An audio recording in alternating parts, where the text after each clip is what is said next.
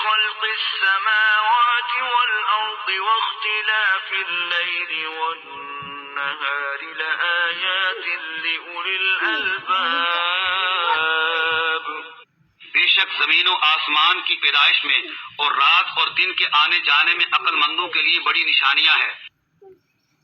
الذين يذكرون الله قياما وقعودا وعلى جنوبهم ويتفكرون في خلق السماوات والأرض ربنا ما خلقت هذا باطلا سبحانك فقنا عذاب النار.